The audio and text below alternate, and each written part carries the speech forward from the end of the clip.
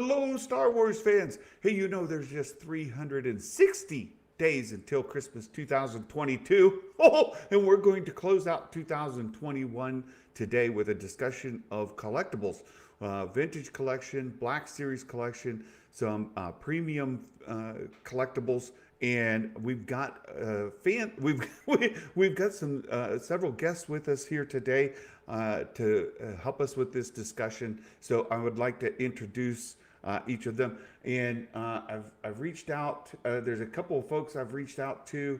Let me see. I need to send a message here real quick, just because I've invited only one Kenobi, only one. I've invited him to join us here today, and I don't see him in the back room. So I want to send this to him on Twitter and see if he gets this message. So we're going to start with a discussion on vintage collection figures, and we invited our good friend Tim from Boss Bounty to join us. Tim's wife just had surgery earlier this week. He's taking care of medical issues with his family. So our thoughts and prayers are with Tim as he takes care of his family, as he should do. If he's able to join us, he said he will join us in a bit. We've also invited another vintage collection YouTube content creator. We've invited only one Kenobi. Hopefully he'll be joining us soon. And as you know, we do have some Black Series collectors with us. Well, my good friend and tormentor, Zuvium, Martin Keeler. Hello, Martin. Hello. I got a panther. Thank you for joining us. And then we've got another a friend of ours over in Martin's area. We've got David my Tree. area. Yeah, David Tree from all the cool stuff. Now, there's Pip.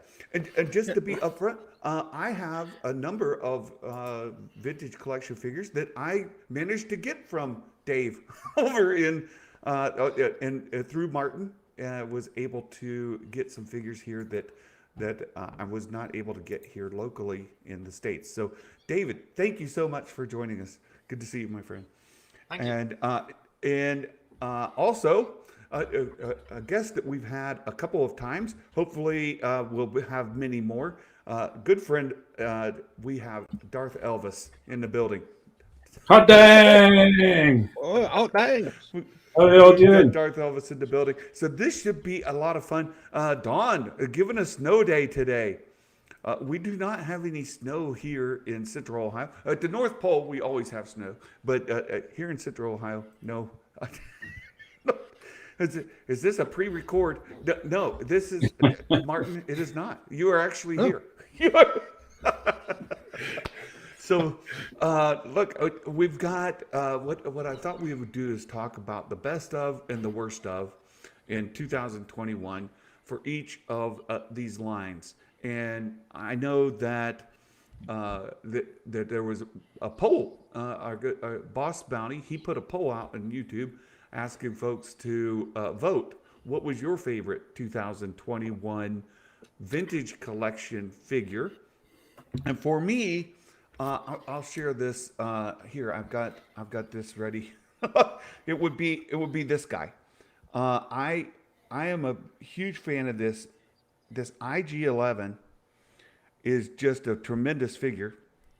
The articulation, like the range of motion here, let me just show, like, because these are on these ball joints, you've got complete range of motion, the amount of detail, the ability to, each of these are jointed here. It's a little delicate, which I guess, look at the figure though. Can you zoom in real close on the ball joints? Yeah. Fantastic. Bit closer on the balls. Yeah. Yeah, I fell for it. Yeah, but no, I think this is a fantastic figure, and for me, this is what I voted for in Boss's video. There on his poll. there are other vintage collection figures that came out this year. Quite a nice list of them, and so guys, you have 2 cents to offer on vintage collection figures. Yes. Yeah, And I Go don't ahead. collect them. So I think the best thing that happened was the release of the build-up packs, the 4 multi-packs that you could buy Yep. for your troopers. Yep. I thought that was a really get smart release. Did you get any, Martin? No, they were too exclusive. Too exclusive. Oh, curses. But they should have more of them. They should have more of those. It should be a staple regardless. Every time you do like a troop release, and in the sense of those guys, it was quite smart the way they did it, in that they weren't, in the past we've had the Entertainment Earth ones and it was all the clones and it was like battle damaged and then, you know, clean and things like that. It's quite nice that there was some slight subtle differences on these, and they should just run that continuously regardless of whatever the troop is, have it as a pulse exclusive or whatever, but always troops, you know, army builders, because people are just going to do it. And not even just troops, you know, things like the Tusken Raiders and the Jawas as well. Anything where there's a multiple, just keep it running. You know, it's money for old rope as far as they're concerned. It's easy enough. Yeah, exactly. Yeah, funny, yeah. That's a really good point, David, because with those Jawas, for example, the off-world Jawas, in the vintage collection line, you want to have a group of them, but you're going to end up with, if you buy them carded, you're going to end up with the same accessories, you know, 4, 5, 6 times over. Where what you really want are just a bunch of Jawas.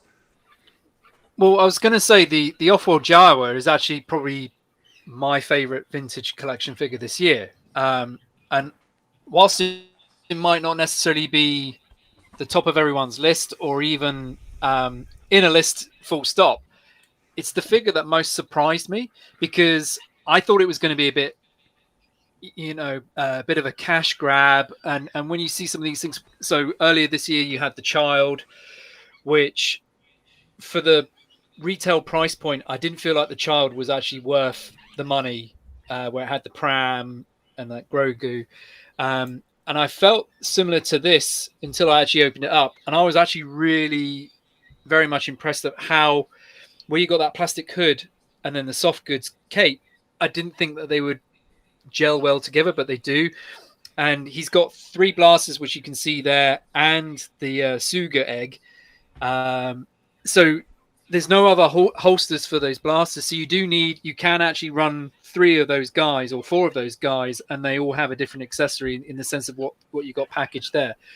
But it was just a really neat little figure. And I opened up the Tusken at the same time. And I've had vintage collection Tuskens in the past, you know, and there was nothing really that surprised me with that figure, but the Jawa really did, because I thought that was just really, really very nicely done. So to have like a pack of those, or do like a Mandalorian episode specific one, you know, with like bits of junk, you know, of the Razor Crest that they've like run off with, or just like the wrenches and the boxes that they were throwing over as he was trying to ascend the Sandcrawler. I think it's great, and really the off-world Java or Arvla 7 or whatever it's called is I would say is my favorite vintage figure of the year. I just can't believe you said bits of junk with Martin on the call. Yeah. Yeah. Well, I mean, if I had was the too tower easy. here, I'd be showing you the ball joints of the Jawa, because he's got a couple of balls joints, but some of them are like, you know, I mean, I don't think his from memory, I think his feet are fixed, so he doesn't have articulated ankles, so there are limits to it, but it is a small figure anyway, and you're never going to have that thing kneeling down or anything like that anyway. No. So But that would be a really good multi-pack. Now, they did give us 2 of those builder packs this year. They gave us the Stormtroopers. Those have already been shipped. We have them in our hands. And then they just announced the Shore Troopers right? That builder pack. And there was another, right? There was Is it the Rebel Troopers? Rebel the Fleet. Rebel Troopers. Yeah. Yeah. So I think Jawas would be a fantastic addition to builder sets. Really good. And I saw that Bosco was a good trade as well. we have only one Kenobi. He is getting set up. He will be joining us here shortly. So to shift a little bit, what would be the worst of for 2021 in the vintage collection line? Now, I mean, of course, the joke I can't let it not come out. But my worst of for me personally is the absence of a blurg, right? A vintage collection blurg, that would be an absence kind of thing. But more in line, and I think more kind of fitting, is the lack of a season 1 Grief Karga. So here we've got season 2 Grief Karga, right? So we've got this. It's fantastic, but we do not have the season 1, and I don't understand why they skipped to season 2 with the Razor Crest coming, and knowing that all the figures that interacted in season 1 of The Mandalorian. Grief Karga doesn't make sense. The client, he's not there either. So both of those are cases for me.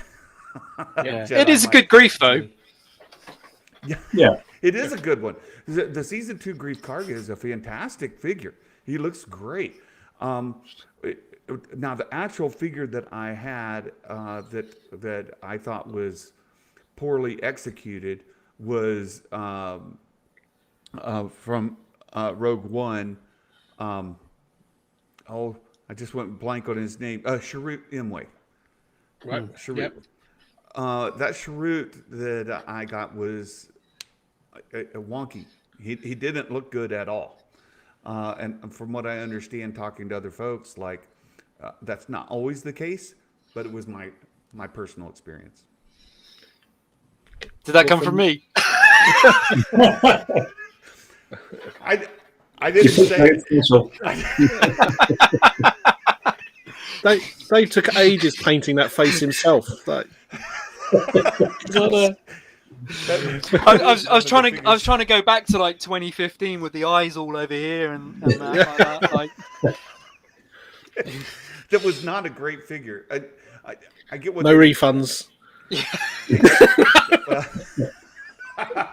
The accessories in that were great, and I thought that they gave us that figure was good. But I just with the photoreal paint and when you get examples like this Grief Karga here, right? You get examples where the likeness is so good and the expression is so good, and then Sharut is kind of flat, kind of blank. It didn't look good, and part of it I think was going with the blind in the eyes. That made it look a little off, and maybe that was part of the issue, but not my favorite. Well, I think the most pointless figure this year was the Moff Gideon carbonized. Yeah. Yeah. Never be able to explain to me why that was a good idea. Well, yeah, the whole carbonized thing. I mean, we'll get onto the Black Series later on. I don't think all the carbonized personally was bad this year compared to what we've had previously, but keeping it on the vintage collection, and it would be argued that it's not a vintage collection figure, but I will say it is because it's still in the same category. But any of the prototype edition figures, so this year you've had the Boba Fett and the Stormtrooper. I think it is just utter landfill. I think it's terrible, and I credit where credit's due for Hasbro. on a lot of these things, but this right now and the complete lunacy. Oh my, what's the matter with you two? The lunacy that people go to on this stuff, I'll be back. and then within like a week or so, they're like doubling the price of them all. It's like, this is just, I feel like it's too much of a temptation to bring the sadder parts of the collecting community, because people immediately jump on these things and think that it's an instant money spinner, and they're produced in their thousands. Yeah, I mean, okay, there is a color variations to collect, six of each one and stuff like that, which is fine, fair enough. If that is your thing, then that is great. But by getting the full set, it doesn't look any better. The way that they package them, people get so bent out of shape, but the way that they package them doesn't lend itself to be a collectible, because it's a foil thing, and these things are packaged like that. So all they're going to do, from factory to wherever they go, from factory to distribution and distribution to retailer, all they do is this. And then people then moan that the figure is less than perfect for a less than $20 price point. Their expectations of what this thing should be is far in excess of what they're actually paying for. And part of that problem is because they intend to resell it for like $1 million or whatever, which is completely stupid and ridiculous. I feel if someone wants to offer me $1 hang on, million online, I'm happy. But I feel that it is the wrong. Hasbro, if they're going to be doing like the vintage style, like, and by vintage I mean literally the 78 to 85 era stuff, if they're going to be doing that, then do it with the new figures, with like the retro collection. Don't bring in this prototype thing, because if you're into any of that stuff within prototype collecting on the vintage stuff, there's actually really, when it comes to those era prototypes, they didn't look like that. So we're kind of doing this thing as a homage that's not a homage, because it didn't exist or look like that, with a deliberate ruse to like get people to buy and spend, and people fall for it. And they're not going to stop anytime soon. And I know it's Martin vintage, told me- and I'm taking up the time here, but I hate those things. It is rubbish. Dave, I have to Told me agree with if I you. buy all the repaints, then I can get my vintage collection blurred. A Yes. prototype version. Yeah. Give the blurg the slot over any of those retro prototype things any day of the week. I agree with Dave that it's one of the worst of the year in any coloration, apart from the purple helmeted versions, which are the best release of 2021. I mean, if you're going to pick anything, the purple helmet is always the one to suck it up to. But if there's no balls joints No on ball joints those needs, figures, no. it's 5 points Shafted. or yeah, exactly, 4 points of articulation. There's no ball joints. Just suck up to the purple one, and if you're going to do it, just do that. Yeah. Save me, only one Kenobi. You're my only hope. How are you doing? Thanks for having me on. Nice to see you, fellas. How Hi, you doing? Martin. Hello. Afternoon. Hello there. Hello, and Elvis. Oh. We've got quite the group. So thank you for joining. Thank you. What would be on your best and worst for the vintage line in 2021?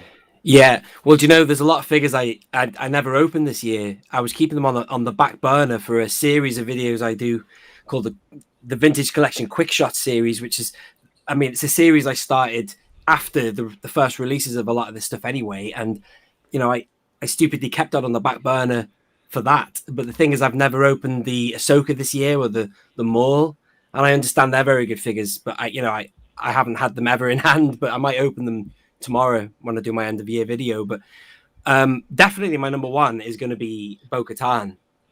Oh, Definitely. Excellent. I don't know why. Unbelievable. Yeah, it is awesome. I mean, she was great in The Mandalorian as well. I rewatched that series last week, and that's a brilliant figure. And then second place would be, Bib Fortuna. Can you see what I'm showing? So there you go. Yeah. Yeah. Really, really love that figure. And then that's about it. But throw some more names at me because there's a lot of stuff still in boxes I've never opened. Well, I threw out this IG-11. Oh yeah, that's good. Yeah, Right, it's absolutely fantastic. yeah. So that's what I voted on with Boss Bounty's. Oh yeah, put out today. yeah. This one got my vote. It's absolutely Great figure. fantastic. I like the Emperor Throne Room exclusive pack. I thought the box was great. Yeah, that's really good. Yeah, it was good they included that as part of the scene itself. So what would be on your worst of for 2021 then? Ooh, I was just listening to what you fellas were saying. Actually, there's a few things being thrown in there. Well, can I get back to you on that one? I might have a quick look at a list of all the Spoiled for choice. and then get thinking about that. But I've got to say about the IG-11. That IG-11 is great, and I put him side by side with IG-88, of which the IG-88 figure from the 2006 Vintage Saga collection or whatever, that is a better looking figure in terms of the fact it looks more, say, metallic. But then again, what he can do, he does everything that you need him to do to be IG-11. Basically, that new TVC figure is amazing. So I can understand, articulation wise, it's better than IG-88, but. I don't know. I thought maybe a little parts of him look plasticky. I don't know what you fellas think about that. Wait to get the carbonized version then. Oh, for sure. Yes. Yes, that's right. He's right. You got a Moff Gideon. Yeah, I know. I heard you say that before, Martin. Yeah. You didn't get an IG. And you know what? With regards to the carbonization, why have they never? I mean, that is the one figure that they should be carbonizing. This Din Djarin Mandalorian, the plain one without the weathering. I mean, that needs to look more metallic and shiny than any other figure. And then you're right. Why are they doing Moff Gideon? It's mad, isn't it? Well, I'll point out, I think, do I have it right there? One of the worst carbonized versions is the Armorer herself. It's almost identical to the regular Armorer. She just has shiny pants. It's like, it looks just like the other one. You can hold them side by side. They look exactly the same, except one has shiny pants and the other one doesn't. It's crazy. Yeah. Martin's got his shiny pants on today. I was going to say, you're selling it like it's a bad thing. Yeah. He waxed before he came on. I did. His seat is like Teflon, like that. Oh my goodness. Greg needs these shiny pants. Oh no. You actually printed that out. Why would you do that? Well, haven't you all got a copy? He's got a canvas on his wall. I thought we all had it. Oh no! I'm gonna get a silver pen and colour it in for you, Greg. You can have your shiny pants. Thank you. Carbonized Darth Elvis. Yeah. Oh man! So when we talk about, so we'll let you come back to that. If something comes to you, only one can know. Let us know. I'm not a huge fan of the carbonized line, but I'm willing to put up with it, I suppose. But for me, the blurred thing, I have fun with it. It's something that I like to kind of put out there. I don't have a high expectation for it, so it's not like I'm raging over it. But at the same time, I can't understand why they haven't yet announced even a pipeline to say we're going to do one, because it has Hasbro all over it. They can paint that thing 17 different colors if they want, right? And collectors are going to buy 2 of every color, and you've got across every series, every era within Star Wars, it's the horse of Star Wars, right? Yeah. So why don't we have a vintage collection? I'd buy a purple helmeted version of it. Absolutely. Santa, how have you got the Mission Fleet one? How does that stack up scale-wise? It's a good one, that one. I'm glad. David. I think they did well to bring that out really quickly. Yeah. I do have the Mission Fleet. Yeah, but it's fun.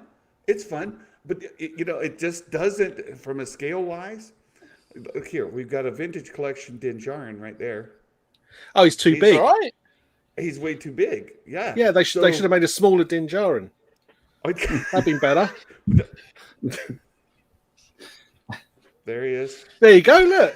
Yeah, perfect. Hey, what are There he you is. complaining for then? Yeah. Oh, Santa, you're so fine for ungrateful. He's fine to put your little children on to have them ride around in the See, look. backyard. It's great. How the balls? It's just fine for the child. We can put Grogu on there. Look, I just don't I think that understand. looks pretty cool though. But so let me ask another question then. What if where you sometimes see these sculpts are reduced from Black Series down to 3 3/4 inch scale?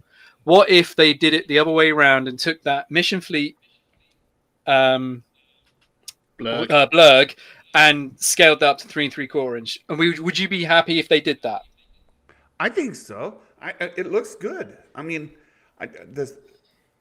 look, it looks good. It's a lot of fun. Like, I mean, look, you've got the articulation here. You've got articulation in the arms, right? Yeah. It's all good as far as that goes. Legs and tail, those are all. How would you feel articulated if they actually just skipped 3 3/4 inch and just went straight to Black Series blurg? Be a great idea. Controversial. We've got to do it now. This is where my feed gets cut. Yeah. I think that'd be a great idea. Like I said to you the other day, That's Santa, two when I strikes, opened David. that, That's two strikes. when I opened that Queel the other day, it's not long ago I opened him. It was like, people like Bosk's Bounty, Tim, he's been wanting a blurg for ages, and you have as well, Santa, or whatever. But, when I opened the Queel, I just really wanted that blurg, But, I wanted him anyway, but yeah. But now more than ever, we've got to have it. And also the Razor Crest coming out, you've got to have a couple of blurgs in a little pack. That'd be good. 2-pack of blurgs.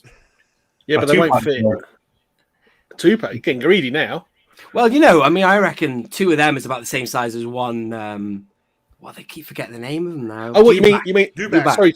Yeah. Oh, I see. So it means You know what I mean? two Yeah. Mission Fleet I blurgs. think they're only they're not that big a beast. No, are not they, two really? mission. Two No, Mission no, Fleet, because no. they'll fit nicely in the Razor Crest. They would. Yeah. And it'd also be like a pantomime horse as well, wouldn't it? You could have one at the front and one at the back, and they would roughly equate to the regular size one. Yeah. Baby It's blurgs. just. So can I just summarize? So we're all in agreement we don't need a vintage collection blurg. Is that what all five of us are saying? No. Let's have a show of hands. Yeah. No. Yeah, I can see 5 hands, definitely. No. Yeah. No. They can, and just to go back to David's earlier, when we can put those things in a retro collection in as many colors as you want. You can mix up. They can have a red leg and a green leg and a purple arm and a red arm. It'd be great. Shiny pants. Yes. Shiny pants. Shiny pants blurg. Yeah. Oh my goodness. Oh god. Actually, think about it. What if they only released it as the prototype retro collection? Prototype retro. That's the only release you got. A Skittle blurg. Yeah. It'll be so close. Packed with a board game. Yeah. So Yeah, you have to Black buy a board Series. game. 6 copies of a board game. Yeah. It's like a builder figure. You have to buy 6 board games to get the Yes. whole blurg. That's how they should do it. Oh, amazing. Let's be honest. This is why Martin is here today. Yeah. So Spring for the elves. Dear Hasbro, Star Wars Santa's come up with a brilliant idea. Bing. Yeah. What would you put on your Black Series list? Best and worst of 2021. Martin, why don't you kick us off in Black Series line? Okay, so best of. I start off. I think this. If the light's shining. Ooh. I think the Arc Trooper Echo in the Clone Wars packaging was really strong. Yeah. I enjoyed that muchly. It's a great Muchly. figure. Muchly. Going with that. There you go. So that's my strong review on that one. I think it's really good. It was acceptable. Yes. What makes that one especially stand out then? So, I like the packaging because I did like the 50th packaging when they went back to how it looked when they came out originally. But this is like a really good figure. In fact, you get all the accessories. Clones look good anyway, but this one looks, I think, exceptionally good. And I've actually got one out of the box. It's probably better to show that.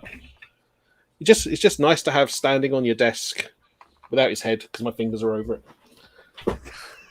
There you go. It's just a quality figure that looks like a collectible rather than an action figure for the price point. Yeah. Excellent. So I remember the 6-inch Rex. I used to own that. I've sold it now, but that was a lovely figure. That was, you know what I mean. It was like one. I don't really do the 6-inch line, but it was one of those figures I opened and I thought, oh my god, well, that is just quality all over. I mean, we do have Rex now in the 3 3/4 inch, but he's got that, that little bit of a bouffon going on there. I'd sooner him have the tight blonde cut, We're tripping over Rexes in the Black Series. Just had another one, haven't we? We've had the Bad Batch Rex has just landed. Right. So that's a This good time one. next year we'll say the same about Blurgs, but like, Yeah, Blurgs everywhere in the Black Series anyway. Yeah, and then Build a blurg, like build a bear. yeah, build a Blurg. Well, they do Sad have face plushy blurg. blurgs. You can get a plushy blurg. It's just, again, another dagger in my side. Oh, Dave's having a protest. He's off. Look, Just wait till I get the premiums. He wants us to see more of that Boba Fett jumper that he has on. The sweater, as we say here. it's gone to his cabinet. This is quite. You might be getting to see some My Little Pony if you're lucky. Oh, that's all here. Right This is all the My Little Pony. Then you got She-Ra. Then you got Care Bears. there, you go. Wow. No. Is that? Oh, look How at that! lucky. Oh wow. Yeah. Look at that. You need that. Yeah. So Santa wants his blurg. I think I need a Thalasiren in some form or another, but like preferably done up in Hut slaying. as a guest of Jabba the Hutt there. I want a big doll size one, like So I've but got the Jabba there. gives milk. Yeah, Like baby Bjorn or whatever. Oh, So, But David, go out Bailey's. what's on your best of 2021 Black Series? well, I made a list. Which So you prepared? That's not fair. yes, some of us like to do our homework here, Martin. So going with the best, I agree. I concur with my good fellow Martin on Clone Wars Echo. But I also added in a Sarge Ventress from the point of view that I can't even say I'm like a Ventress fan or anything like that, but it was and sometimes when you have like these animated characters that they try and do like real world versions of, they don't always translate too well. But I thought it was pretty strong. I thought it was pretty cool. So Also I did hear got some in there. people complain about the antenna with Asajj, right? Because it is heavier than the animated version, right? But it makes sense of why it's heavier, right? I mean, It's 3D. No, wait. You're thinking of Aura Singh. oh yeah, sorry, yeah. Or So sorry. Asajj being Dooku's apprentice. Right. No, I got it. My bad. But don't do it again. Jeez. There you go. But I also got Yeah, that is a nice figure. Crosshair, the first version. For no other reason other than I thought it looked really cool. And Bo-Katan as well. So just where we mentioned Bo-Katan in 3 3/4 inch. I know she went up for pre-order last year, but she was released this year, so I'm kind of counting that as Ooh, a that's release, better, I reckon. release figure. And then lastly, the Archive Zuvio. Hello, Bo. Well, so Archive Zuvio. yeah, Archive Studio, the best one. There he is. So that'll be that'll be number 5 of my top picks. And then for my worst, I got some beef. I was ranting on the Prototype Retro Series guys, but I've got some things to say on the following 5 guys. Number 1, Jackson. Oh, I love the Marvel comics, right? I at heart, truthfully, I'm a vintage collector, and so the original run of the comics is absolutely fantastic. But it felt like Jackson got in as like a gimmick, and where I mentioned earlier about Ventress, sometimes when you do like real world representations of something fiction, well, I mean it's all fictional, but like something that's only been in one media, like Jackson. Sometimes, more often than not, it doesn't work. And Jackson was one of those ones that I just looked at and is like, it just didn't translate for me anyway. I'm sure there's plenty of people who out there who absolutely loved it, but I just didn't. For the Jackson that I love and that I grew up with reading again and again, because in the British comics they were weekly and they quite often repeat the stories more than once. It wasn't like one linear story, you get like continuous reprints done. So you saw Jackson several times around throughout the whole run of the comics, and yeah, that figure just wasn't good enough. Second one was the episode 1 carded Jar Jar Binks. Now, the figure itself is amazing, but to release an episode 1 carded version at the same time that you've got the deluxe version out at retail as well for less accessories. Okay, the gimmick there is the packaging, but I think that was just like completely pointless. If you carried that over for another 12 months and then released it, then it would make sense. But as a toy retailer, trying to sell Jar Jar Binks is a tough sell to collectors, which the Black Series figure was a collector's product. If that had been 3 3/4 inch, no problem. At 6 inch, and then a premium on that, a 50% premium on what the rest of the Black Series figures were selling for. It was a tough sell, and then to double that up with an episode 1 carded version as well really was not the smartest move from Hasbro in my perspective. Then also, I'll just do these 3 real quick. Admiral Rampart, Flame Trooper, and Zalbar. So they were all Gaming Greats ones.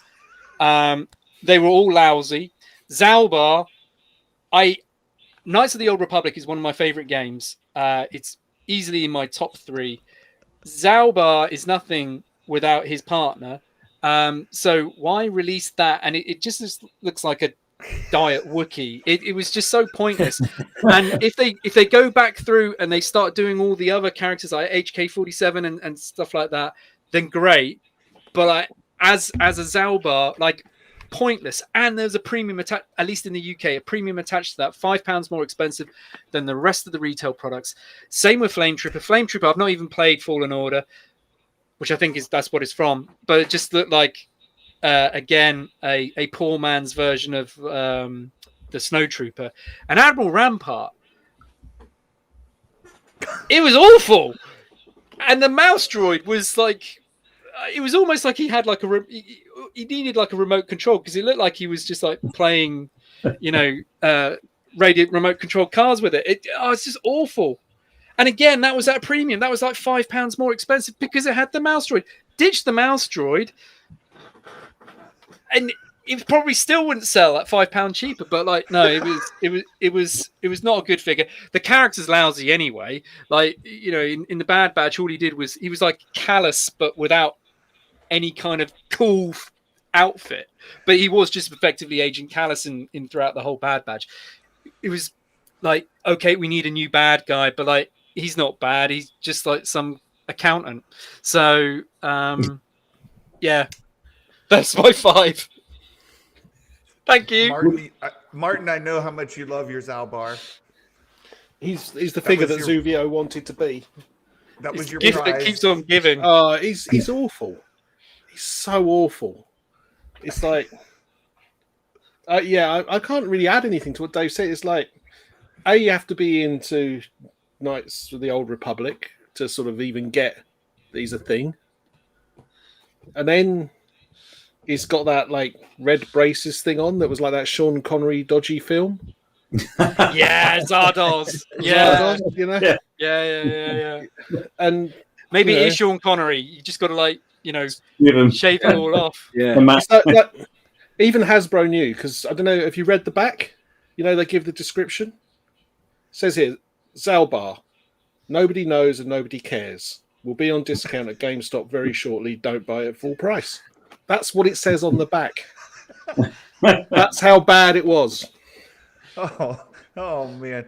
Well, I knew that was a thorn in your side, Martin. And I like rubbish figures, so that tells you how bad. I mean, Yeah. You've got the Zubium for Pete's sake. Absolutely. Is that a prototype Jabba there, Dave? Just so I can drop it. It is an unpainted one, yes. Wow. I was just trying to get him to wave at you. Can you get an unpainted or even better, an unproduced Zalbar? Yes, I can. Let me just knock one up for you.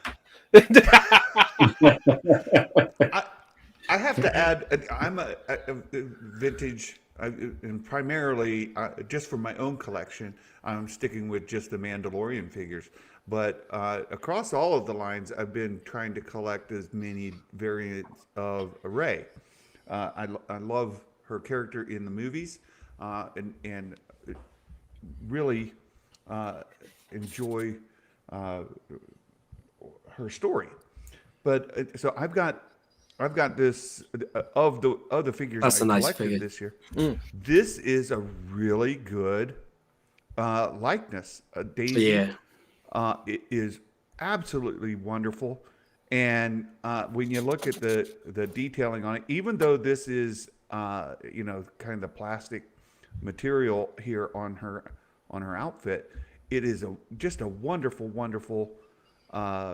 figure. It looks really good. So I'm very happy with this one. Much better than the other Black Series array that Martin helped me resolve. That has her calf muscle on backwards. Yeah. I've got that one over yonder. So Martin got me a correct one, but I think it was done really superbly. Yeah. They did a good job. Yeah. I noticed you didn't go anywhere near the joints on that one. So What joints do we have? Yeah, what joints have we got on Ray? well you guys. I see Meg's joined the chat, so she probably needs to be brought up to speed that Santa has an obsession with ball joints. Well, Here we go. Meg missed the early part of the stream. No, so here I got this. I've got this here. So people that haven't seen this, right? Ooh. That is just molded. Canker. Her knee is on the back, right? Yeah, The knee is on the terrible. back. The calf is on the front, and the boot is molded on there. So there's no reversing that thing. And then God. it's a hot mess, Idiot. right? You can see this other one is done correctly, and that's fine. It's just that this There's a leg, rare Listen. glimpse of your ring there, Santa. yeah. So anyhow, this is the one that not so good, not so good, not so good. And even look at this. Was that like Right. a regular problem, or was that just like a one-off? Are you aware I was of? just going to say. Hopefully, I'm just not a one-off. exactly- If it's a one-off, then here's my retirement. But Yeah, I was going to say, yeah, you might cash in on that one. look at the face sculpt on this. It's terrible. She don't look Yeah, happy, she does looks- she? Well, her This here legs is- are. Yeah, she doesn't look good, does she? It's a bit, Painted like the paint. She's on been this waiting for is- the bus. Yeah. I was gonna- It's so bad. She's been waiting for the bus and forgot her mobile, so she's just like having to stare out into the space, like that. This is so bad. It's so bad. And when you compare it to this one, right? It's night and Yeah. day. Yeah. Sharp. This one's- It's very good. This one's gorgeous. It's very, very nice. That's She hot toys looks for you, though. great. and they got her legs done properly. so there you have that. Oh my goodness. Hey, Santa. Yeah. Santa, Yeah. I've just had a thought. I've thought of a positive thing about Zalbar. Yeah. The money they used to make this probably stopped the vintage collection blurgs being made. Ooh, No. below the belt there, Martin. I'm Taking hoping the that the man money blind. they get He's a from that blocker. helps. He's a blocker. Can you imagine that meeting? What should we do? A Oh, walk blocker. yeah. All the blurgs they sell will make up for the HasLab. That's terrible. Yeah, man. That's Alisari. All that money they spent on the digital whatever's promo videos. Oh my goodness. So only one. Had you come up with the inspiration for the worst of vintage collection yet? Yeah, well, I had a look at the list. I found Tim's list actually that was on the Facebook group, and I saw as one I have opened as well. The I wasn't really keen on the Grief Karga. Oh damn it! I've just closed the list. Damn it! I'll get that back. Yeah, the Grief Karga. I wasn't really a fan of that figure. I mean, we got him in season 2 attire, which is a shame. That really, given we're going to get the Razor Crest and all that, and but he was involved in a lot of action in season 2, as you know. He was getting his rolling his sleeves up and running around with a blaster and all that. But Right. I didn't really like that attire. That it was too like the prequels political style. I preferred his season 1 look. It's a. I mean, as far as Carl Weathers is concerned, he's got to be happy with that, right? Yeah. But this cloak is heavy. Yeah. When you stand the figure, this cloak is. It kind of takes over the figure, so I get that it does, part. doesn't it? Yeah, it's a shame. They've done some good. I mean, look at the this is a good example of good soft goods here. The Bib Fortuna, of course, they could have maybe used a little bit of that on him. Loosen him up a bit, I hadn't made the connection with the episode 1 senators. I can totally see that now. Yeah, I'm going to have him like side by side with CEO Bibble, them hanging out together or something. That's like right. That. And you got like there's other figures give they CEO something to do. Like, they did that classic figure in the vintage collection, Dolce Defiant or whatever. That was a good figure, but that was a really a smart mix of hard and soft goods. That figure anyway, but he is just rocking a lot of rubber, isn't he? There. You know what I mean? Bulky plastic. Just the way Santa likes it. Yeah. Rocking the rubber. Oh my goodness! Oh my goodness! From that's all. To be honest with you, there's been so many good figures. It's very hard for me to choose bad ones there. But I'll tell you one disappointment this year. Speaking of errors and factory errors, the Queel I mentioned earlier that I opened, one of his hinges is completely sealed up. Like the plastics, I don't know what's happened. Like you can't bend his leg, and I don't do it. I don't attempt it because it'll just snap off. That's a factory problem. In Black Series, they actually get names wrong. Yeah. That's quite impressive. That's Yeah. quite Colonel impressive. Jax, wasn't it? So I do want to bring My up- favorite was when they David- couldn't spell Luke Skywalker. That was What did they say again? Skywalker. God, that's Skywalker. bad, isn't it? That's not David very. brought up Jackson earlier. Jackson, I like the packaging. They ran several figures in those boxes with the like a Comic book, books. like you're opening. It's fantastic, and I actually like that Jackson figure. I think it's really really nice. Was that a question, Dave? They I was gonna did say, mess would up. you feel differently if the packaging for that figure was vintage Marvel as opposed to IDW comic? Would it make you feel differently about it? No, because that's the sizzle, not the sausage. And it's the sausage that's the problem here.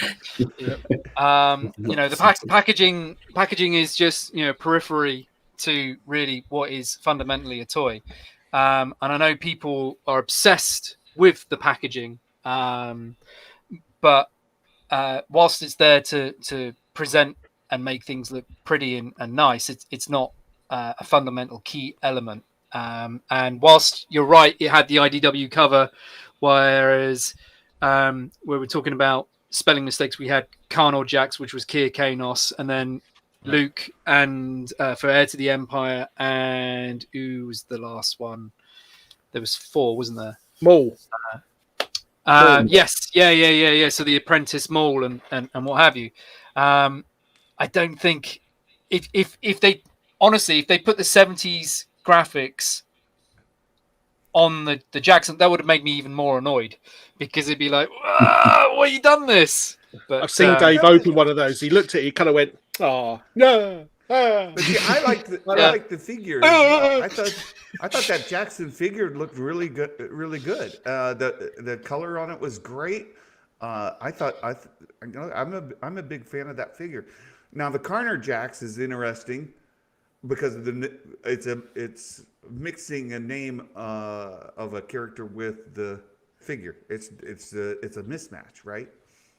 Like the figure is not Carner Jax. The Carner Jax is a figure. Or a character. Well, the weird one with that is because they did this for the 3 3/4 inch. I want to say 10 years. It's probably more like 15 years ago or so. But they did the 2-pack because effectively you can have the same character just repainted. And Carnal Jax is a black with red highlight version of Kier Kanos. And I think that would have been cooler. As a character choice rather than Kier Kanos, because Kier Kanos is really sort of an accessorized version of the Emperor's Royal Guard, whereas Carnal Jax would have actually been a proper repainted of an existing design. But when do I ever get my own way? So I do want to talk about some premiums, and I invited Greg specifically as well because of some of the autographs that you've been able to get this year, and I know that's more of the line that you've been in, but I'll start it off because I have not been much of an autograph person, and this last year I did have an opportunity to get an autograph. And I'll share this on the stream as well. So I got this from someone this past year, and it had 4 signatures on it there, and on the back, it's got that shiny little seal on the bottom, and it lists on the back that it's got James Earl Jones, Hayden Christensen, Dave Prowse, and Jake Lloyd. And when you look at the signatures. You can see it's different ink. That's James. Yeah, that's awesome. We got James Earl Jones.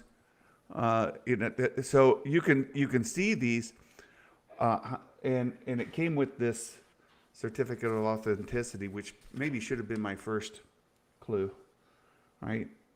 This is IPA authenticated, and it lists the figures on here, or the names, right? So I think, Greg, you maybe perhaps Martin kind of first alerted me that this may not be the real deal. So I did send this off to Beckett, and I had them take a look at it. I actually shipped it to them to take a look, and is not authentic. Oh man, no way. And so they've got a list of things on here. Now, this goes in the category of lessons learned, and I'm not throwing any shade at anybody because I wouldn't have known, but I paid over $1,000 for this, right? Whoa! Wow, which man. is an expensive lesson, right? That's an expensive lesson. I was super excited. I still think there's some, it's a nice thing to have, but at the same time, these are not authentic signatures, and is never going to be worth the value that I paid for it. So, and again, I'm not throwing any shade because I got it from a friend. Could still consider that person a friend, and we're working through reimbursement on that. So it's not going to cost me all of that money, but so that would be on my worst of for premium. Because it's a lesson I learned from collecting autographs, signatures. So I wanted to share that. And Greg, I think it was you that brought that, or was it Martin? Yeah, I did. Yeah. There was a couple of them. Well, I think 3 out of the 4 that sort of jumped out at me straight away. didn't look right to me. And the Jake Lloyd's the only one I kind of looked at. I was like, it's quite close to how he signs, but yeah, and I think I got a quick opinion on it from Beckett just to kind of confirm that, because I'm not an autograph expert, but I've spent a good number of years now collecting, and kind of some of the names there are people that I've seen a lot of, so I could tell. And I've had signatures from Dave Price on a number of occasions, and met James Earl Jones and got an autograph from him as well, and it's just they didn't look like him at all, unfortunately. Yeah. Let's set the alarm bells going. Yeah. It's so but you have managed to get some really good autographs this year. Tell us your best and if you have a worst. I shared that worst just to get that out of the way. But in the premium line, collectibles, signatures, whatever, what would be your best, worst?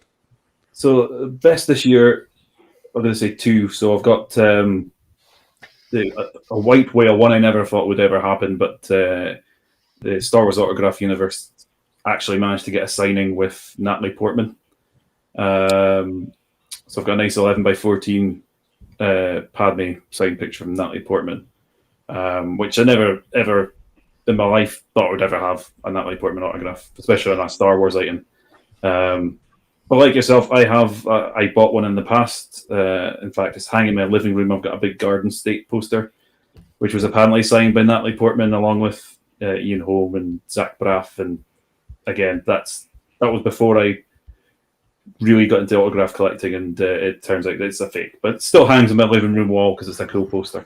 So that'd be my number one. Number two is Rosario Dawson signed Ahsoka Tano. Again, Star Wars Autograph Universe got a signing with Rosario this year. Nice. I've loved Rosario's work for a number of years, from Clerks 2 and Kids, and what else is she doing? All the Marvel stuff, Daredevil, and all the stuff she does. Is great actress. So those would be my two. I'm trying to think of a worst. She was great as Ahsoka, by the way. I thought she was awesome. Oh, fantastic! Yeah, Brilliant. absolutely. And There going back to there was some pretty rough autographs in the toilets when I came up to see you in the summer. There were some pretty bad ones there, wasn't there? autographs in the toilets. It was your handwriting. Anyway, I know that one. Each one had a phone number as well. Yeah, easy to get hold of. This is the video. I'm in my boudoir in the Grey Star right now, so this is the kind of videos I do. I have slept in that bed. King. Is that the bed? Is that the bed I slept in? It is very much, yeah. There you go. I have changed your sheets since you were here. No. Not the pillow. Yeah, sleep and smell the pillow. It's like, Yeah. Martin, I miss him. This is where Yeah, Greg reveals he's got his shiny pants on as well. Yeah. To be honest, this year I've not bought a lot of autographs. I've kind of scaled back a wee bit. I've sold a little bit of my collection as well. So I've not spent a lot on autographs. But in terms of other premium items, I was going to say that the Hot Toys Blurg is fantastic. Yeah. And Hot Toys Queel of Blurg is stunning. So I think between the Mission Fleet and the Sad Blurg plush and the Hot Toys Blurg, we're set. Don't need any more. More than enough. More than enough.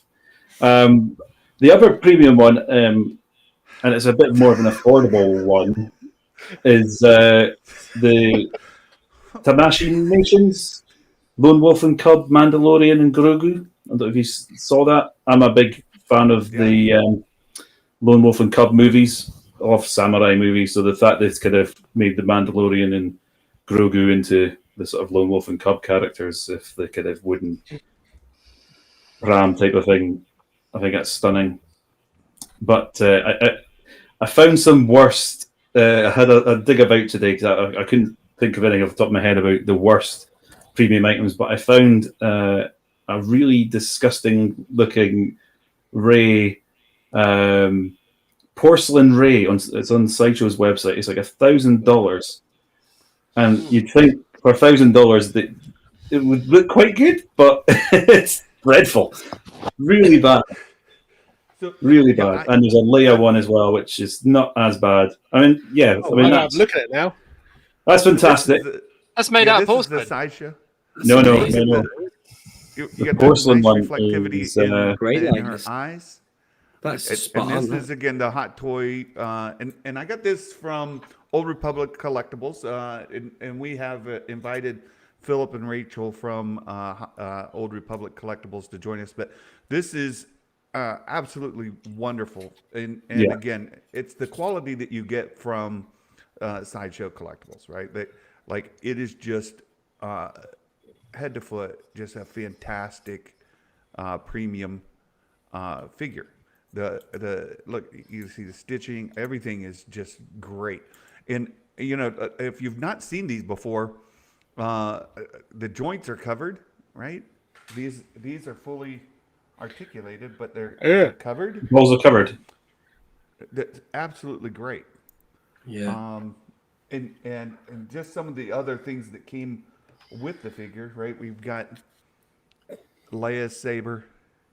Yeah. Part Nice. of that there. We've got Ray's yellow saber. Yeah. And again, like the texture on this hilt is phenomenal. It's really good. It comes with the closed version that you can swap out the head of the lightsaber there, and then of course you've got Hilt texture's important. Yeah. Yeah, you've got the repaired Oh, version. Got to feel good in your hand. yeah. Bit of veining. Yeah. The repaired version of the Legacy saber there. So it's just it's fantastic. Like all of the detail you get in these is great. And again, I got this from Old Republic Collectibles. They were able to purchase this from them, and they sent me a couple other things with it as well. But just a wonderful for me to add to my collection of Ray items. That's wonderful to have. I'll definitely avoid that porcelain one. And I've put a link to the porcelain one in the chat. oh, good. Oh, it's amazing. It's good, isn't it? For $1,000, it's special. Man in the Moon brought up a good point in the chat there, and the other thing I was going to raise was the Rancor. Obviously, HasLab Rancor. Why they didn't start off with like the Rancor Keeper and Oh, I know, crazy. having cardboard gates and like plastic bones and stuff, and then last minute they thought, oh, we're going to release the Keeper to lure you in. It's like, no, do that at the start, and then you probably would have made your target. But I'm glad you brought that up because it's something I was surprised didn't come up during the Black Series discussion. With all of the grumping I've done about getting a blurred look, that Black Series Rancor, it's a major piece on your shelf, right? It's huge, absolutely enormous figure. In the figure itself, I've seen some complaints that it wasn't necessarily executed well, but I thought it looked good. And certainly by the time I'd gone to production, it would have looked good.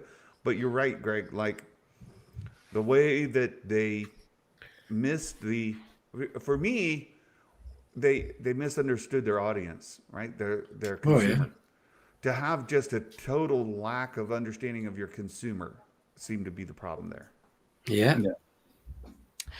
I disagree to a small point. I think they do understand their consumer very well, or better than a lot of us give them credit for. But what certainly didn't help was having multiple HasLab projects running at the same time, be it with like G.I. Joe, you had the Transformer one, you had the Ghostbusters one, in the lead up to Christmas as well. Yeah, that is an element. Yeah. Yeah. You know, that fundamentally, because Star Wars collectors would sooner not eat for a week if it meant that they were going to miss out on something. So irrespective of what that thing is, if you're told this is the only way you're going to get it, people will flood towards it. I do agree that it wasn't necessarily managed in the best way with giving the upfront incentives, because that's the whole point of an incentive, is to get you to commit and then get others to commit, and then everybody else is then committing. So like, all the more that commits, the more we get, and things like that. To then have like the skulls and things like that, it should have, and at that price point as well, it should have been a 6-inch figure at every single point rather than other accessories, because this thing is massive. And once you've scattered some skulls on around this big thing, it's neither here nor there, is it? You know, you'd want the whole pit for it to actually mean something. Whereas if they were the bread and butter, which is the figures, then I think that was fine. But I do understand what you're saying, Santa. But I do think they do understand, because there's a reason why they picked that one over anything else, if that makes sense. And I don't think it was like, you know, an episode of Star Wars spins and, you know, spin the wheel and that's what came up. Let's do a rancor. I think there was an element of marketing feedback to say this is a product that work. I personally don't think it was the strongest choice, but the fact that they're doing these things through HasLab, and they have, you know, they did commit an awful lot of resource to get to that point. I think that's what people quite often forget. You know, everybody's very hard on Hasbro, and I'm no different. But I will say that someone who's come from a product design background, you don't just go, well, okay, fine, fair enough, you know, because it's humiliating for them. You know, it genuinely is doesn't look good to the rest of their industry. You know, let alone to fan base. Because it doesn't cost them anything, because it didn't fund, you know, so they don't lose any face. They just don't get the thing that they were hoping for. But it doesn't look good as a company to the rest of the toy industry, and this as a channel to market, which is effectively cutting the likes of me out as a retailer. You know, you're never going to see that big box on the toy shelf ever again, because you're just going direct to consumer all the time. But there was an awful lot of resource committed to that, and I am sad to see any of these things fail, because it makes any follow-up product so much harder to get the green light to go. And I'm not talking from a funding perspective, I'm talking internally, for them to actually give it a go in the first place. So for example, the GI Joe one is the best one to use as an analogy. If that Sky Striker hadn't funded, there will be no other GI Joe HasLab projects. You know, that would be it. That would be the end of it for GI Joe as a brand. Star Wars is a lot stronger than that, and you know it will come back round and be offered other things. But if every time something doesn't work, it will make the future successes of other things happening much harder. It's not always a safe bet. It's not always a sure bet. And I think that they did cock it up a little bit by having so many running at one time, because some were very successful, like the Proton Pack and the Sky Striker, and others not so much. But I do think that they give them credit where the credit's due. I do think that they do a little bit more homework than we quite often give them a hard time for, you know, where we say, oh, you know, this thing's rubbish, or it's another repaint, or it's just a reissue or a recard and things like that. There are, well, I mean, it's they not a were bottomless tone pit. deaf a little bit, right? The Rancor Keeper is the one, and I get the other side of it. Martin and I had a couple of discussions. I don't want to steal all your thunder, Martin, but trying to card the Rancor Keeper to put on a peg. How many of you putting those in your store, Dave? Well, I love him.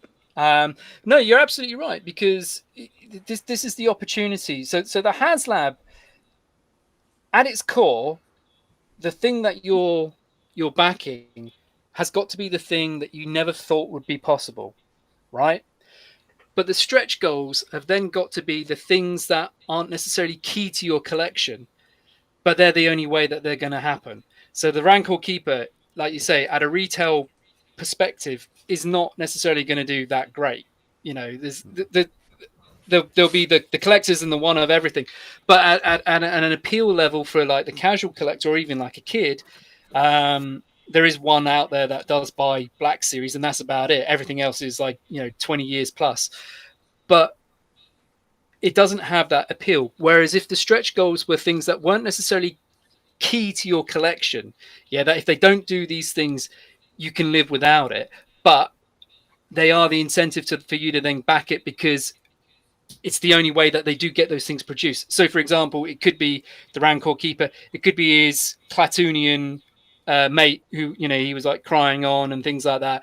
It could be an Ula. It could be, an alternate version of like a Jabba's Guard and things like that. Because these things won't necessarily fly at retail, Gamorrean aside. But that's the way you do it, in my view, because you're backing this thing that you cannot live without, and then everything else is a bonus. Yeah, it shouldn't be that, the Luke Jedi on a vintage style card is the thing I really want, and I'm trying to get it there and backing and pledging all this money for. It shouldn't work like that. It should be all of these secondary things after the Holy Grail. Yeah, I agree. I think if you look at the Ghostbusters campaign, you've got the Proton Pack, which sells itself.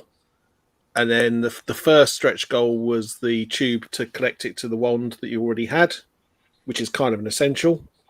But then from there on in, it was like a notebook, which sounds like it's kind of cool, but it's not like an essential. It was a Stay Puft Marshmallow burnt figures, which is a repaint of stuff they've already got.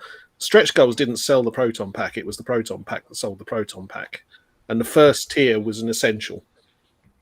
The beauty of hindsight with the HasLab, I think the Rancor was wrong time of the year with the other campaigns. It was $100 too much, I think, in most people's heads. And the tiers were just awful. If they'd gone out the gate with Rancor Keepers tier 1, then I think everyone and probably publicly said, you're not going to get Ula. That's just not on the table. And then everything else is just gravy. I think it would have been all right. But I agree with that. So when they finally announced the Rancor Keeper's going to be part of the it's too little, too late, wasn't it? Yeah, that's the problem. Yeah, like they ran out of time. Yeah, it was like a week back. That was the bit that shocked me. They were literally hours away from funding. Yeah. So I am really surprised they didn't extend it. Yeah. Go ahead.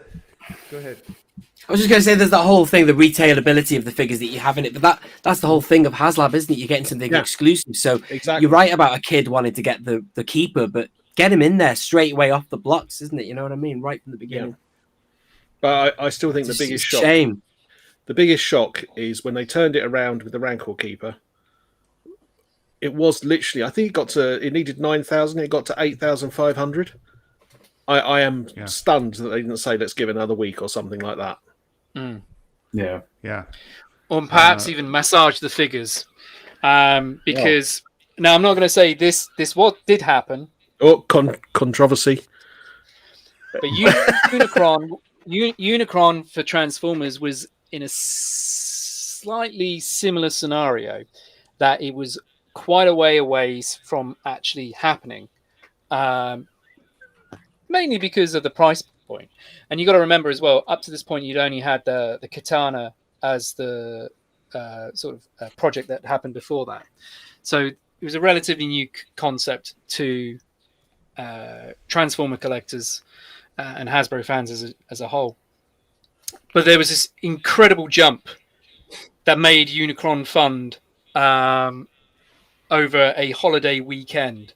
And it was just like, well, how many people were actually? It was. I think it might have even been like Good Friday or something like that. And it's like, how did it suddenly just jump to that point?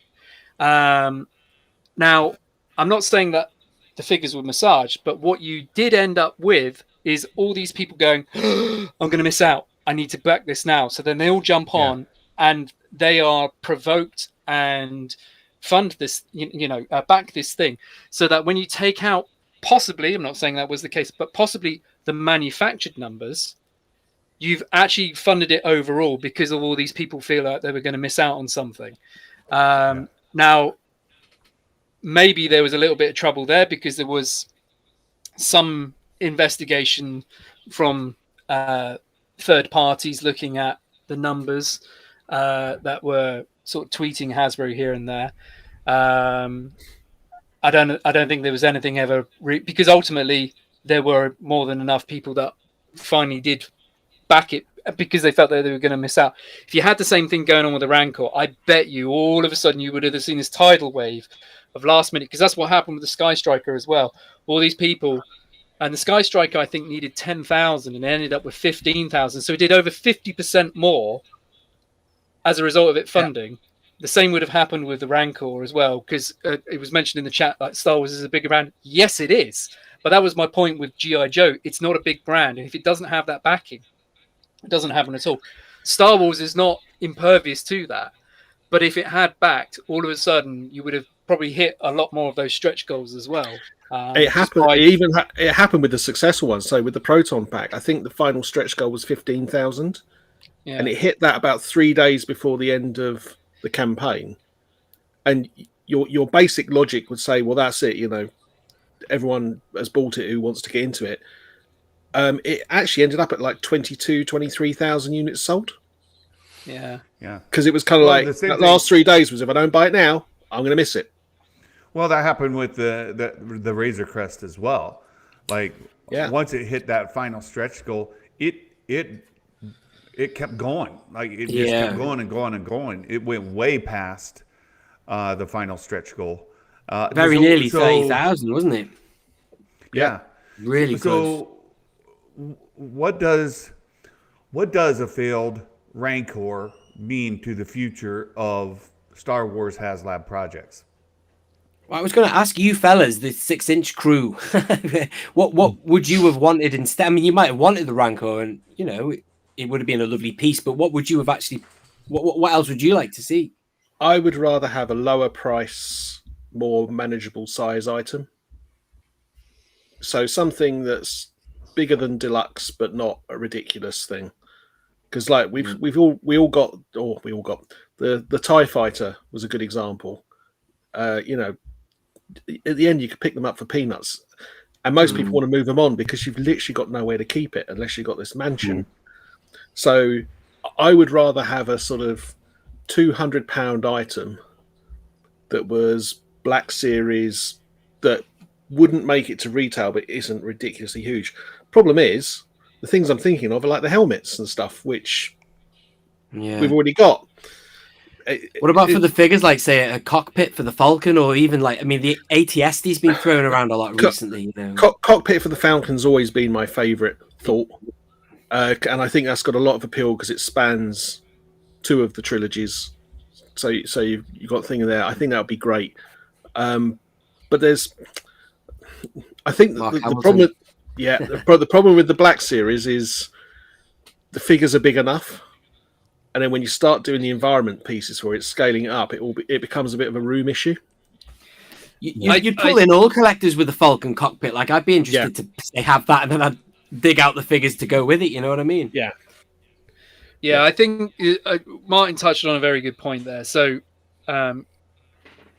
the Black Series side of things, if you look at what collectors do with that and how they interact with that product, it is primarily a display product, whereas where you've got the established scale of like 3 3/4 inch, you got people who are loose collectors, you got people who are army builders, you got people who do like dioramas, you got like people who do the vehicles, and you still got like some kids that will play with it as well. Outside of the snow speeder, you know, I think that would have been the sort of thing that I think would have worked really well as a HasLab product, because you've had other big things with like the Dewback and a couple of the speeders and stuff like that. But like, you know, the X-Wing would be cool though, man. You know. But can you display it? That's the trouble. You know, I think it would be about as long as, say, the Katana, or maybe I just bought myself a Naboo Starfighter, the Royal Starship. You know, that's a big piece. I think that'd probably be about. It's amazing. an But- X-wing. But like, I would have backed an X-wing, man. so the best-selling Lego kits are ones that can sit on a bookshelf. Hmm. Yeah, if that makes sense. So if you can get it out, if you're an out-of-box person, if you can put it on a bookshelf and you can display it in some form. I'm or thinking another. like rectangular coffee table. That's got X-wing all over it, man. I'd love that. Oh yeah, I'd well get yeah, on that. like literally, if you had like the Death Star, you know what you were buying was like a coffee table, but it was like say Oh, like yeah. the Death Star hangar, so you could then line up all of your Black Series troopers. You know, maybe Dioramas, you know there's like a side of a Falcon with a ramp. You know, so it's like a cutaway section, and then you can have Vader with a scanning crew and things like that. So it's more of an environmental stroke lifestyle furniture piece. But how many people are really going to go for that practically? Well, I thought this within their this homes? was actually a pretty good idea as well. Like, if you were to make this the lounge area there with the chessboard and all of that, that's a nice diorama, right? Like you could put Black Series figures around it and around that chessboard, right? Yeah. Yeah. I mean, you know, their stretch goals would be the Luke with the blast shield down and the training remote. You know, Obi-Wan sat, you know, Han in his smuggler's chair. You know, the droids playing Chewbacca on the Jarek table and stuff like that. You know, you can have that environment, and then each of the stretch goals be a figure that adds to that whole scene. And I think everybody would be wanting to push that all the way to the end because they need to complete that scene. But you could imagine the backlash if they didn't. You know, you got almost there, like bar one person. Who wins the chess game, Zalbar or Chewie? Oh, it's got to be Zalbar. You know, I mean, like, you know, just so Chewie rips his arms off. yes, and be done with him. Oh, that's so good. Just for my own interest, are there any chance of adding other? And I know they count them. What it's sort of like ships or whatever. Of getting, say, massives, right? Those dogs that we see or whatever that in Mandalorian and Massif, I pronounce. It's open to interpretation. Star Wars and pronunciation, isn't it? But I call them Massif. Massif. To get those or a Rancor. I'm not a Rancor. You're not going to get a Rancor, Santa. You're not going to get a Rancor. No. But what about blurgs? What about massives? Like those things are more doable for, especially vintage collection. And is there any chance that we get these kind of figures to go along with these vintage and Black Series lines because they're so integrated in? I mean, we've seen the dewback before, right? Yeah. But what about these other figures? I think they're going to push the deluxe lines more. So I think you can expect to see creatures that will fit nicely with a deluxe figure as a deluxe pack. I can imagine the blurgs in the box things. Sorry, Martin's cutting on you there. I've got this vision of them in that kind of, box pack type vintage, like the Tauntaun. But anyway, it'd be nice. I think, as Dave said, we've got like the dewback and it is that weird thing because to me it's not quite a HasLab, it's a top end creature. So if you've got blurgs, for example, I would see that as you could make that as a retail release. My only concern is I think they missed the boat on that now. I think too much will come out between now and then. And only one can be. Earlier we mentioned about the builder packs for the vintage collection line being a really good thing they added. I don't think you had joined us yet to talk about maybe having a builder pack of Jawas, for example. Oh yeah, you could do that. You could do so many different things. Clones obviously come to mind, and But Jawas, you say, and those little packs, yeah, but you'd want 8 of them, wouldn't you? Not 4, because they're the size or whatever. The little fellas or whatever, get you bang for your buck for your plastic or whatever. But yeah, I was going to say, so I don't want to take us off topic, but earlier we were talking about best and the worst of TVC, and obviously a lot of people are saying that, but that for me, I've got a lot of issues with it. It does look really good. It's a shame it doesn't have the rangefinder articulated, but also I find this fella really hard. He does not stand up straight. He's always going backwards. I don't know if that's just my figure. Oh yeah. But has anyone else had that problem with this guy? It's just a nightmare. He has to scrunch his knees to get him squatting almost to get him to stand straight, man. It's terrible. Well, I do have that problem. He's backed up. Say again. Issue. It's the backpack. Yeah.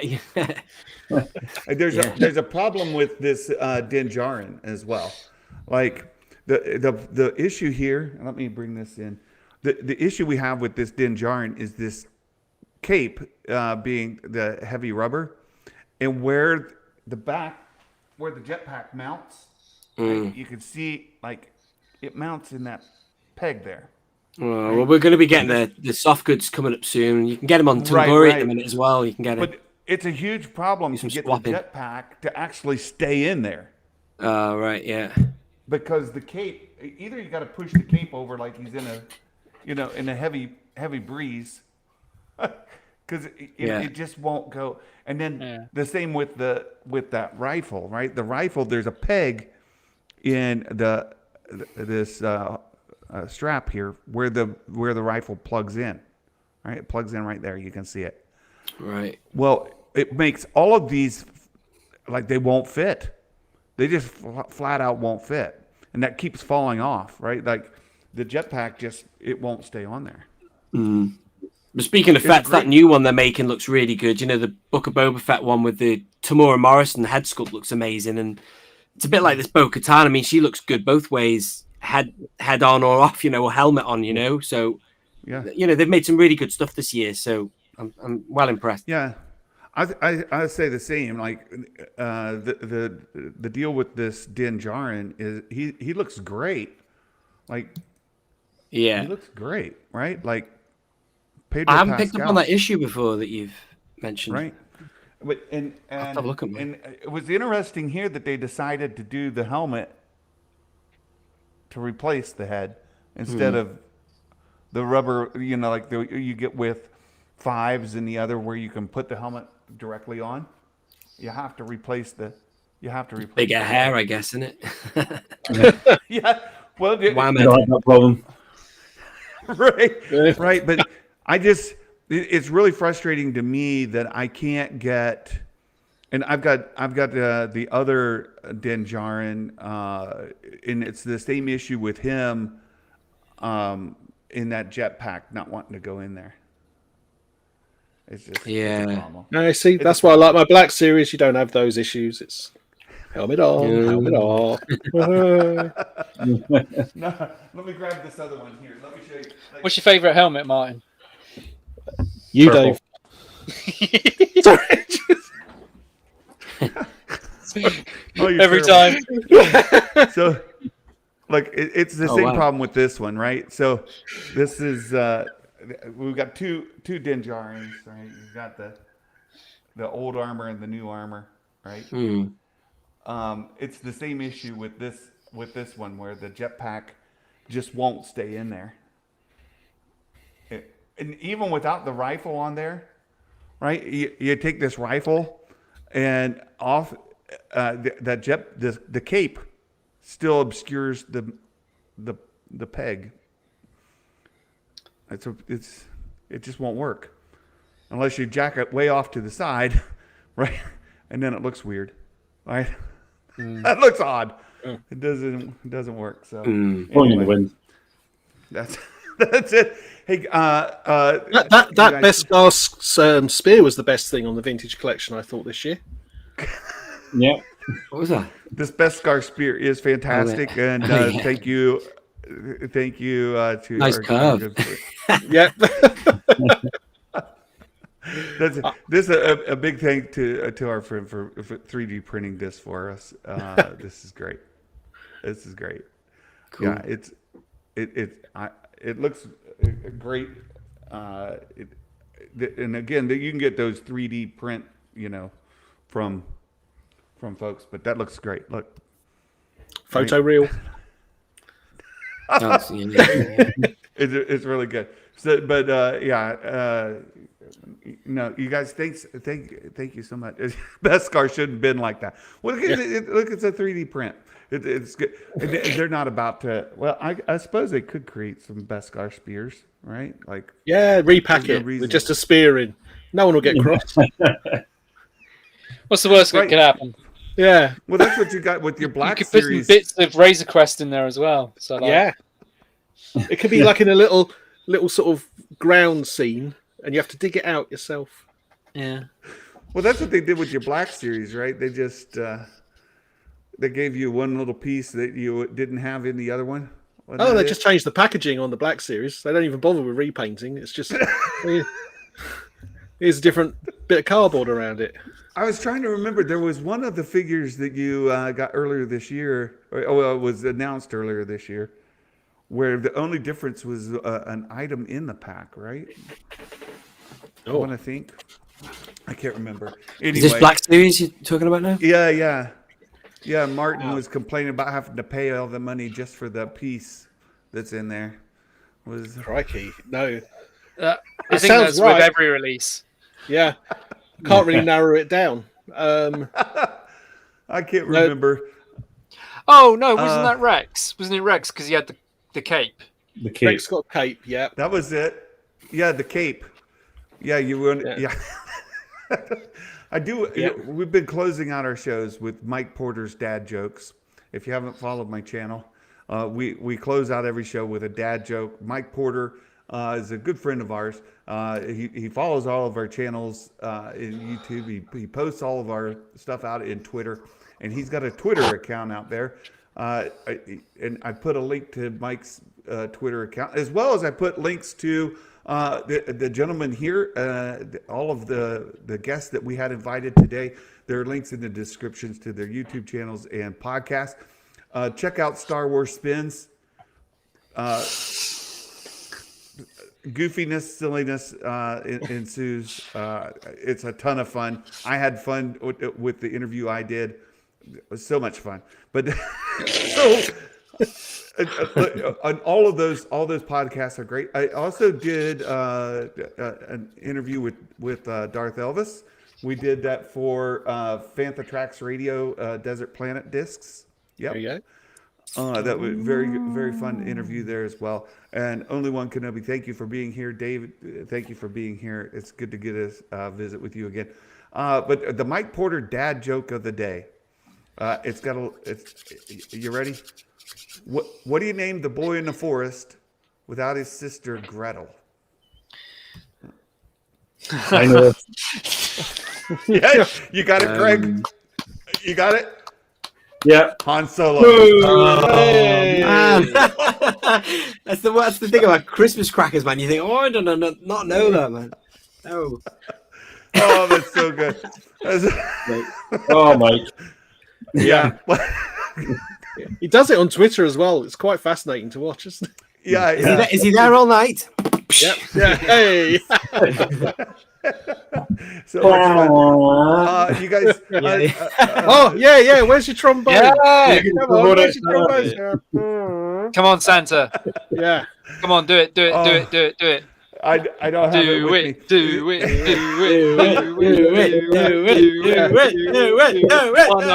One of us. Oh my goodness. So you guys, thank you. He's Thank you all pretending for that being didn't here. happen then. Have you noticed that? He's just No. pretending. Yeah. I look. There's not much else I can do. Move along. I've lost control. Are you gonna play your trombone on the next stream? I make no guarantees. I do have it.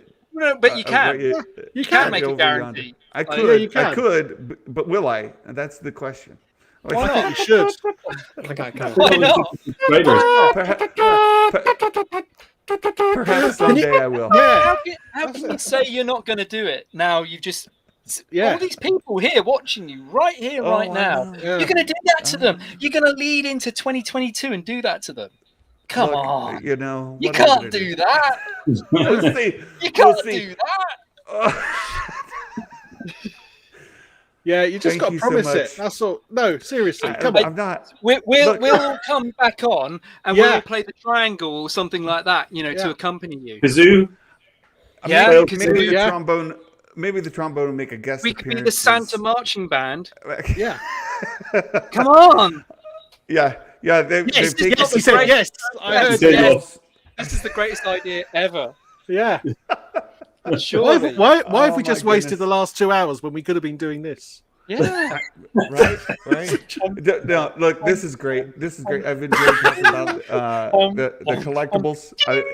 I'm not much. Look, I've only gotten into the vintage line here, limited within the Mandalorian space, and I appreciate you guys coming on to He's to on entertain. I bet you do. He's still going as if none I of that's try. just happened. It's You know, brilliant. Santa's just said he appreciates us coming on here right now. I bet he's not thinking that at all. I'm thinking, why did I invite David Tree? Why? Oh my goodness! Well, now look what you've done. You've got Dawn going. You've got Yeah. See? All of these. So, So yeah, come on. Yeah. in the chat, I've got everybody two wants to YouTube hear. accounts. Everybody wants to hear Santa play the trombone, don't they? Surely. Yeah. On the next episode. we shall see. We shall see. So the next comment that comes Like up. Snoke, we shall see. I'm not committing to that. I do want you guys to remember our good friend Tim from Lost Bounty. That had some medical issues in his family. And, Sorry. The ones are coming. Not wishing to distill the I very see- serious I see moment, but I see them. Look, Tim is a great guy. He's got a great channel and wonderful member of the community, and I hope that his wife is doing better. Hope that I've been following his tweets, and we really would hope that he's that she's on the mend. So you guys, in all honesty, like Tim is the best. So thank you all All the best, for Tim. being here. yeah. And Tim, you take care, our friend, and thank you all for being here. I'm going to Just a hide few you to comments. keep you- A few comments Yeah. before you go. I think you Yeah, need to go yeah. through them. What Go are for the it. comments saying, Santa? What are they in the comments thing? What are they say? What does Mike Porter say? What does Mike Porter say? Yeah, Oh, Mike Carl, Porter. play the yeah, play the trombone. Music. All right. No. Wait, folks, we're going to end it here. I can't even. Greg, Martin, only one Kenobi, Tim, Dave, thank you so much. I appreciate it. And you guys, we look forward to 2022, all the collectibles for next year, and we'll be in touch. And until next time, my friends. Ho, ho, ho! Merry Christmas, and may the force Pucker up, Santa. be with you.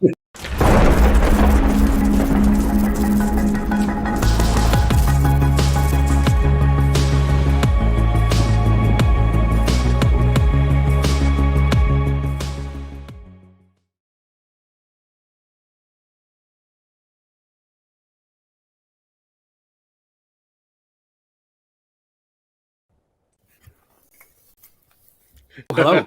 Yo, All right. we're still here.